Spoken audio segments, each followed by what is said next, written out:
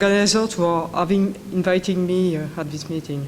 So I will try to summarize the activity of LLB concerning education, especially in the case of 2014 years, special years, but what we do usually and when we plan to do in the next in coming years. So, oops.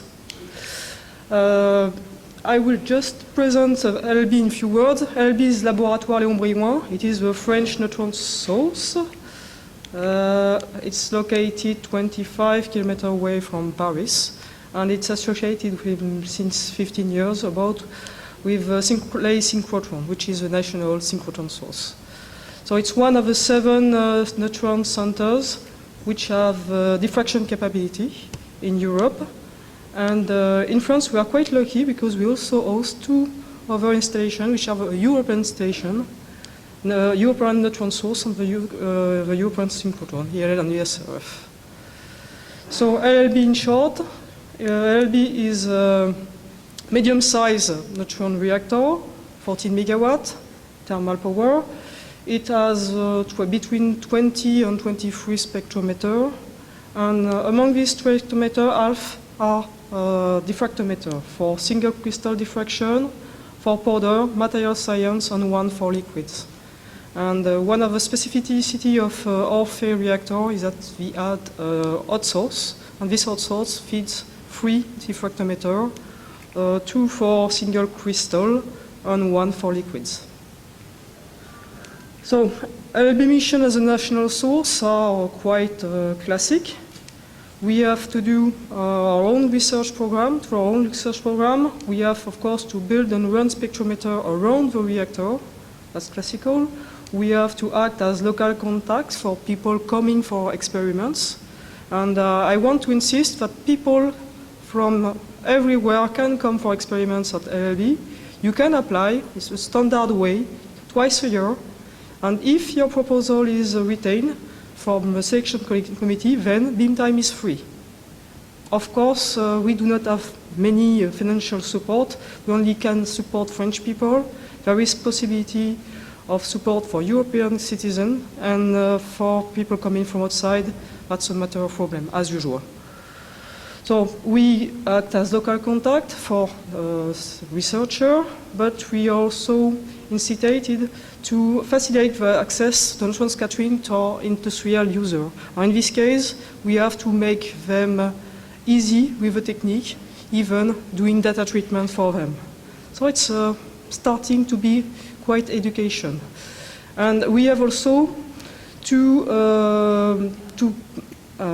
ensure the formation of students from master degree to thesis students in collaboration with university and grandes écoles. It means engineer school. And we also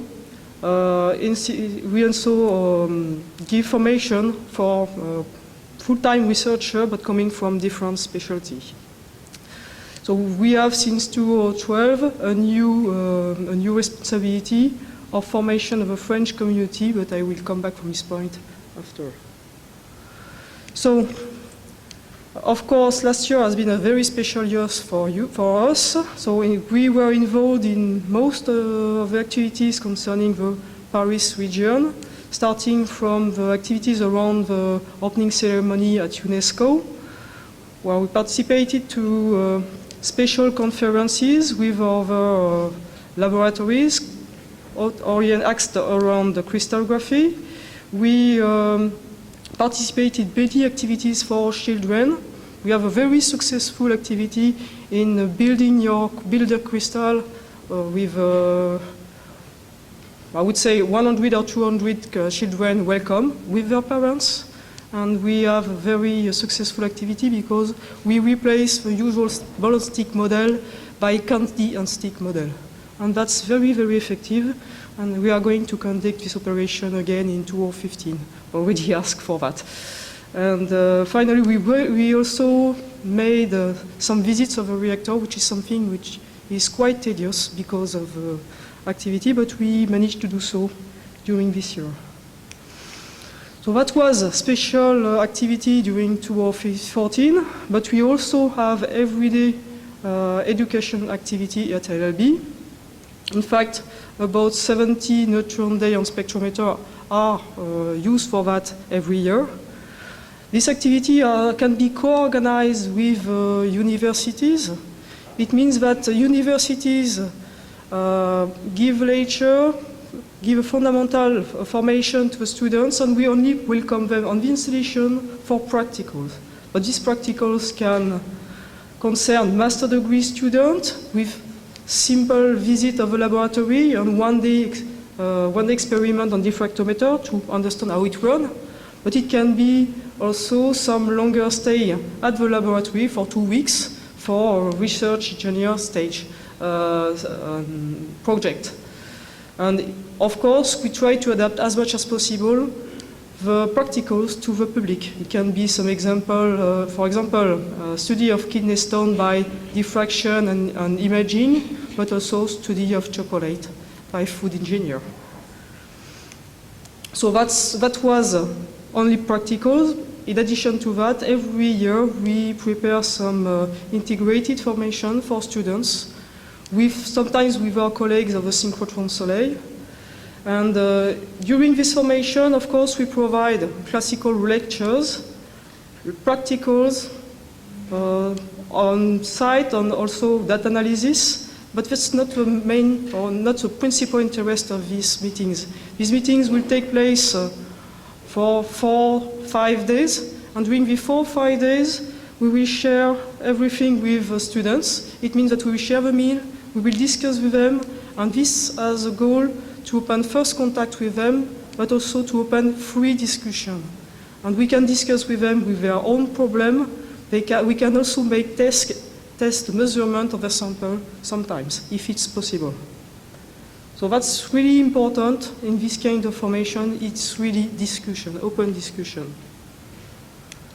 So next point that we have as a mission, now in the perspective of construction of a new European spallation source in Sweden, that this source is to be replacing the former reactor in Grenoble in 10-15 years. Then we were asked by government to prepare the French community to the use of this new source. So, in short, this decision was taken in 2000 to build this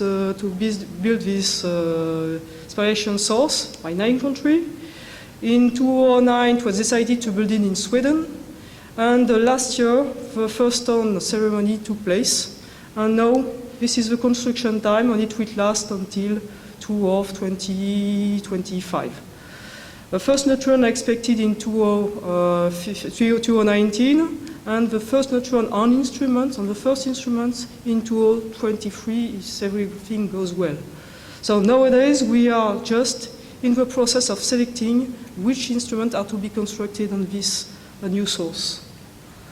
So the most important point about the spallation source, CSS spallation source, is that it will be, of course, a pulse source with this kind of pulse structure, BMOM for 3 millisgons and BMOF for 70 millisgons or so. An average brilliance which will be the same as the AL reactor, but a peak brilliance that will be 30 times higher also. So with such an instrument, of course, classical monochromatic instrument will not be pertinent, and time of flight instrument will be constructed. It means instrument where the wavelength of the neutron will be selected by their speed or by the pulse, the delay on the detector after a certain time of flight. So this is a sketch of what could have been USS in the first ID of a constructor with 22 beamlines. Most probably because of economic problem, the number of instruments will be reduced to 16. And in 2015, this year, 12 have already been selected, from which 5 are already diffractometer. Among so diffractometer for protein crystallography, powder diffractometer, powder diffractor for material science 1. One of these powder diffractometers, the general purpose diffractometer, has been selected. It's called DREAM. It has been proposed by Diamantine around Werner Schmecker. It's a classical instrument with middle size beam tube, 170 meter, with two cold and thermal neutron and a large detector. It will be used with a standard sample environment, temperature, pressure, magnetic field, and gas, and will fill the classical need for a powder diffractometer. It means that the result refinement of crystal structure, phase transition, or things like that. And the data will look like that. Whoops. So, we will propose in 2015 a single crystal diffractometer that will be fully polarized and complementary to the powder diffractometer, but will have characteristics such as crystal of size typically used for the X-ray diffraction could be measured, and it will allow to do measurement on heterogeneous sample thanks to polarization analysis. So that was two instruments that were proposed or accepted for construction, but these two instruments rely on time-of-flight measurement. And time-of-flight measurement give rise to new type of data, like that for powder diffractogram. So this new type of data, we have to think about the way to transmit to our user the way to do the data analysis. And of course, this data already exists, are already measured on other time-of-flight machine. But it will be difficult, I think, to ensure the teaching of how to do the data reduction of such data in university, since it's already difficult to find a way to teach X-ray diffraction and monochromatic data analysis. So what we think to do is to add to our classical formation a training tool inside the university, not to ask people to come to us, but we are going to go to there, presenting the variation source on the instrument, what will be possible now with a new instrument, and maybe what will be more difficult to do with time-of-flight instrument, and how it will work. And also, we think it would be useful to prepare some practical for simulation of time-of-flight instrument, so people get used before the existence of a spatial source or what they can do. Of course, this is simulation, so it can be performed everywhere. So that's all. Thank you.